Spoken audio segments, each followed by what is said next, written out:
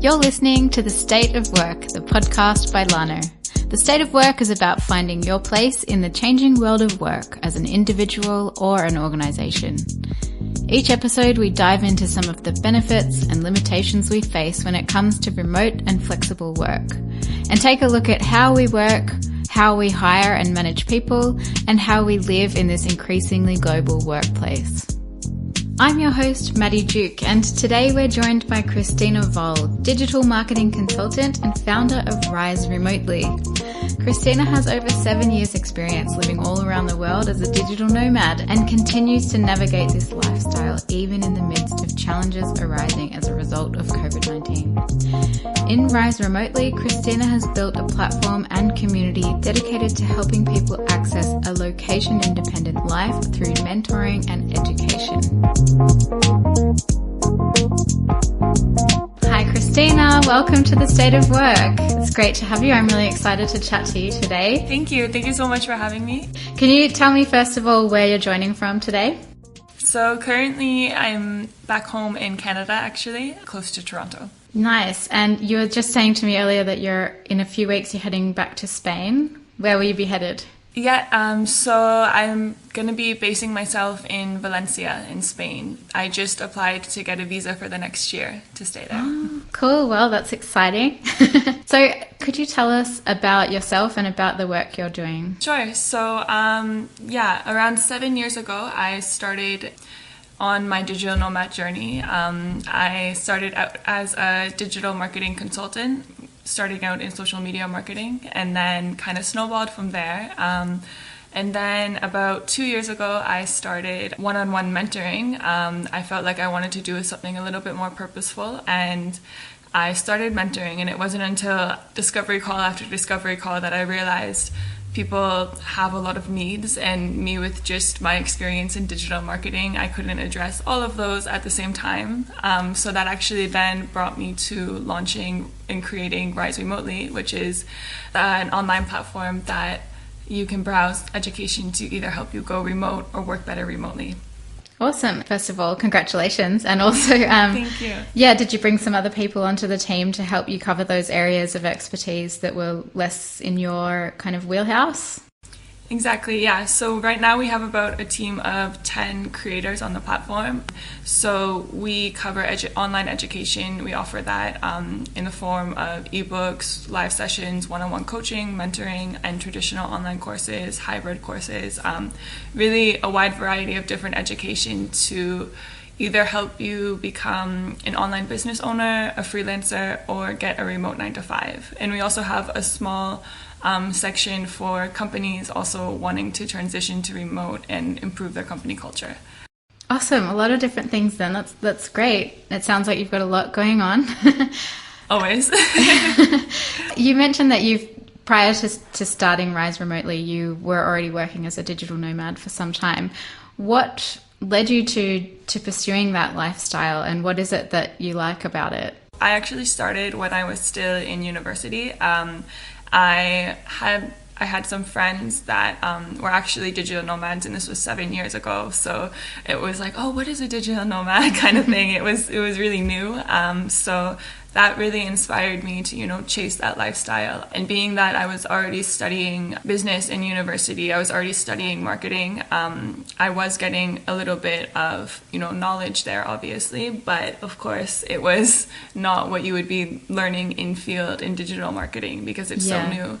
So I was lined up for that. But then I actually, when I was in university, I then came back from a trip with my friends that were digital nomads actually, and then I searched really hard to even find a remote job listing because at that time it was even difficult to find one, and I applied to a few and actually got my first client then, and since then it kind of snowballed, and the last few years have been really, really amazing. I'm really grateful to be able to, have that location independence. I mean, I can talk for hours about the benefits of the lifestyle, but definitely being able to, work for yourself and have that location independence to be able to travel and live different places, meet locals is something that I really, really love about it.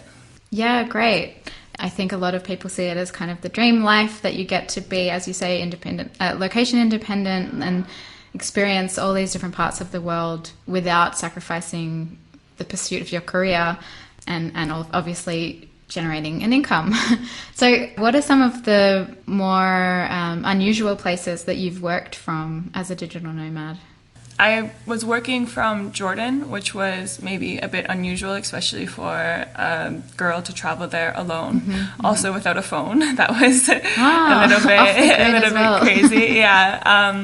And in Israel as well, I was traveling between the two. And also I was in Morocco alone, working there. And I worked in a few different places in India, which, you know, people often think, oh, India doesn't have the best Wi-Fi to work and everything, but I had great luck, and I went to some amazing cafes overlooking beautiful nature. And what kind of tools do you use to manage your everyday work, both as a business owner as well as a digital nomad? What are kind of the ones that you have to have? Yeah, so I like to collect Google Chrome plugins. Oh, yeah. Yeah, definitely a couple of those that I would use. There's a very simple email tracking one called Banana Tag, and it just gives you notifications when people read your emails. So it's really good for if you're negotiating as a freelancer, or for me, when I was onboarding people to Rise Remotely, I just kind of was in the loop and I knew when people were looking into my emails, and then I can, you know, if it was a negotiation stage, I can send another email or something like that. Or if somebody looked at something from a long time ago, I can kind of reach out to them.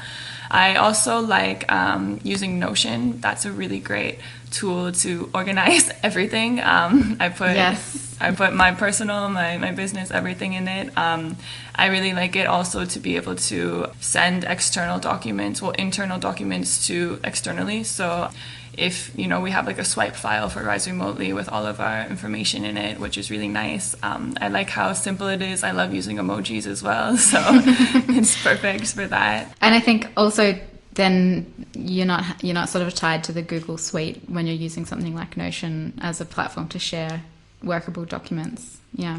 Exactly. Yeah, and there's so many additions where you can embed spreadsheets and YouTube videos and everything. It's really nice and seamless that way as well. Yeah, awesome. What do you think some of the bigger challenges are then of working remotely, or I guess it is working remotely, like as a digital nomad? I mean, you've obviously got a sense of a home base in Canada, where you are right now, but like when you're abroad and planning your next step and not necessarily having that sense of a home base. Exactly, yeah. So, generally for the last several years, I've been kind of coming to Canada only in the summer because I cannot deal with winters, and only for a couple of months just to see my friends and family. But actually the past year, the pandemic was a bit crazy because it really stopped digital nomads kind of right in their tracks, and we got really accustomed to, you know, traveling every few months and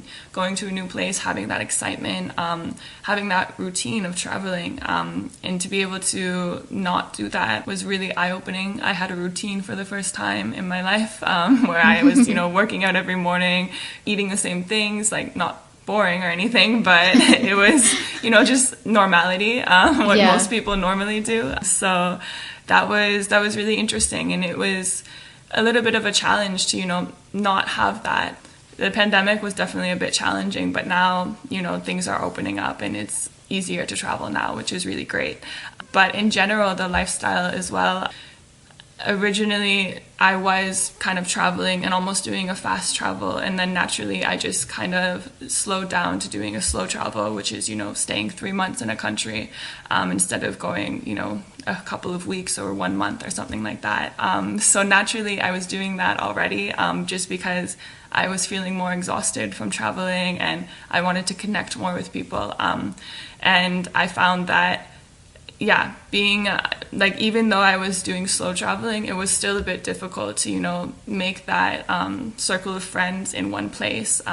Sometimes I would go to the wrong places where there wasn't digital nomads, and I kind of mistaken that. I went more for nature, and, you know, nature is always going to be there, but you can't really have nice conversations with trees. So I guess it depends what kind of mood you're in. That's true. How do you connect typically with other digital nomads around the world? Like, are you part of any big communities or groups? Yeah, definitely. I see a lot of Facebook groups that I think are super active. For example, in Valencia, I met some people with just Valencia. There's a big Telegram group there with, I think, over 5,000 members and a bunch of subgroups. So I've met some people through digital nomad meetups there. And there's a few online communities as well. Rise Remotely is actually building one as well, and we're soon going to be launching, which is really exciting. So I'm happy to be kind of facilitating that and getting workshops ready for that. It's super exciting. But yeah, sometimes they're hit and miss though, because like I said, it all depends on the location and at that moment in time how many digital nomads are in that specific location. And that's something that, yeah, I found Facebook groups, because it's so open and because they're so big, that sometimes they really, really are useful for that. Yeah, definitely. I mean, community is such an important thing in any time, like in any kind of lifestyle. I think a sense of belonging and community is important. But then I think definitely when you're in a new place and trying to establish yourself for a short amount of time and then moving on to somewhere else. Exactly. I've heard of some areas that kind of call themselves a remote work village. Have you ever been to one of those digital nomad villages? No, I actually haven't been to any of those villages yet. I actually saw them kind of progress in the last year and a half during the pandemic, which has been super cool as well, because, digital nomads are now realizing, okay, the pandemic kind of stopped us in our tracks, and now we're going to kind of build together, we're going to rise together in a sense. So I think it's very cool that they're happening. There is one in Madeira that I would love to go to, and being that I'm going to be in Spain for a year, I'm definitely going to make plans to head out that way. We have some kind of like brand partnerships that we're working on, and cross collaborations and everything, and I love to promote companies that are following the digital nomad lifestyle and promoting it and giving people opportunities. Borderless Retreat is one of them, and they offer experiences in Madeira as well, and so they're really connected to that digital nomad village as well, which I think is really cool. Yeah, so I'm always down for promoting them, and I'm excited for the day that I actually get to go there soon. Have you noticed any other kind of trends or developments in the digital nomad community over the last couple of years? Yeah, so because the pandemic changed things up so much, I see a huge trend of now digital nomads kind of really focusing on self-improvement as well. It was already starting before the pandemic, but there was still this kind of mix between the digital nomad backpacker and the digital nomad kind of self-improvement nut, in a sense, for lack of a better term.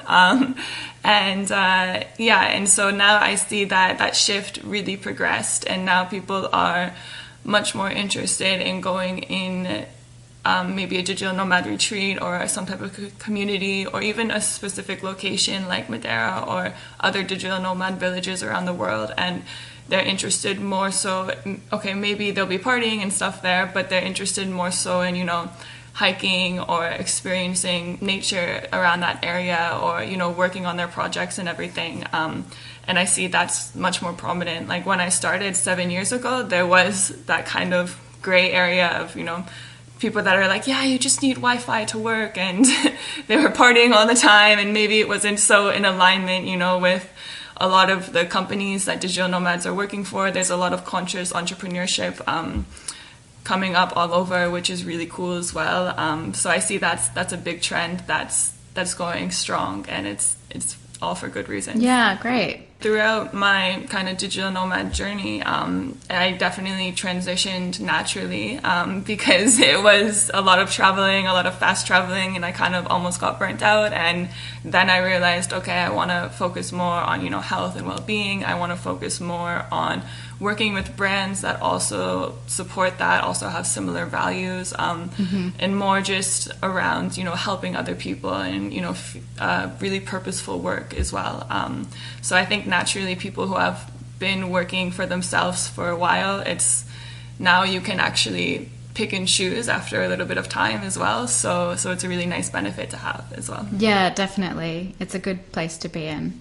And how do you kind of manage things like well-being and mental health when you're working from anywhere? So yeah, like I said, naturally, it kind of happened out of necessity, to be honest. It was about 3 or 4 years ago. I was working for a really cool growth hacking agency, and I also had other clients on the side. So I was pretty overworked, but I was still super passionate about what I was doing. I was learning so much working for this growth agency. And it came to the point where I was working like 10-hour days back to back because I was in Tenerife and I was in the north part of the island. I mainly booked a place there because they were surfing there.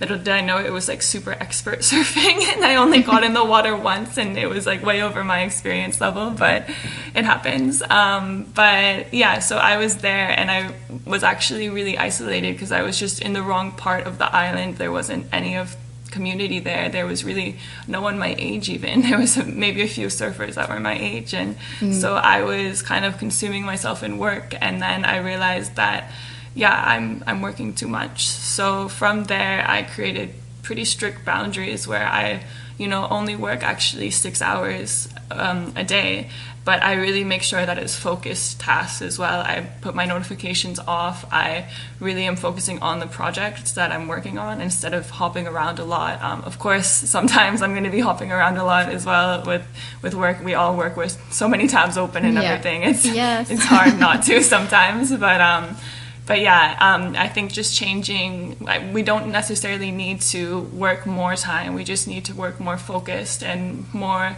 on things that, we feel really good about working on. So that also helps. Do you work with clients that are based all over the world, or are they mostly in a certain part of the world? So for my freelancing, I've worked with clients literally from pretty much all over. Mostly, at least 5 different continents. It's been pretty much from all over, but I've done it all remotely. There's been a few times where I've met people and I was working in person with them, but for their remote brand, and it was just because we were in the same place. But that was only a couple of times. But other than that, it's been pretty much all over. Which has been interesting in terms of time zones, but also really great experience for managing time zones. And if you've got clients based everywhere, what do you do about when it comes to payment? Do they pay you in your local currency? Like, how do you go about arranging that? Generally, I always give them the proposal in their local currency, just so it makes them feel more comfortable about working with me, so they don't have to convert it, so they don't have to think about it so much, and it feels like more home to them. And then in terms of payment, I also want to make it comfortable for them, so I'm pretty flexible, because sometimes, when you're onboarding a new client, you want to, streamline the process as much as you can and make it comfortable for them, so they feel good about going into the work agreement. So I offer a variety of different things, and also if the client has their preferred way, I generally go with that if it makes more sense too. Yeah, and there are so many options available now as well, like even things like Stripe, where the client could pay by card if they wanted to. Exactly. Yeah, cool. I guess my last kind of question to you would be, what would you recommend to someone who's just starting out as a digital nomad or just about to? Starting out can definitely be overwhelming, and it could seem like you are, starting from zero, you have no experience, or you just transition into a different career path, where your experience is elsewhere. And it can be super overwhelming, definitely. So something that I would recommend is to, use your resources wisely and, not be afraid to actually get that extra help to really progress you. Because, as you start working for yourself, even if you're working for a remote 9-to-5, or if you're working as a freelancer or an online business owner, it is your own business in a sense. So you're going to want to invest into it. So getting, that extra help, whether it's, there are free resources on many platforms, Rise Remotely being one of them. So you can start out for free, and then if you feel like that's working for you, there's also paid resources. Rise Remotely is more or less created to, help you on every single stage of the journey to remote work success. So we're really focused on, whatever stage you are on, we're trying to, craft education to help you for that specific stage. So when I started out, I was Googling things like crazy. I spent so much time reading so many different blog posts and really just like scratching Google for all the information I could, basically. And I realized that was almost more time consuming than if I met with somebody that inspired me, that pointed me in the right direction, and, you know, really gave me that encouragement. Because at the end of the day too, I feel like we all can get the skills. It's a lot about the mindset as well that sometimes is overlooked, and maybe that's what's holding you back the most, is the mindset. And that's why working with somebody is really going to be life-changing. Fantastic. Well, we'll make sure to put the details of Rise Remotely on our landing page for the podcast, so that anyone listening who's kind of sitting on the fence or feeling inspired to seek some help with starting or progressing their digital nomad career or remote work career can get in touch. So yeah, thanks so much for your time today, Christina, and for answering all my questions. It's been great to have you on the podcast. Yeah, thank you. Thanks for having me.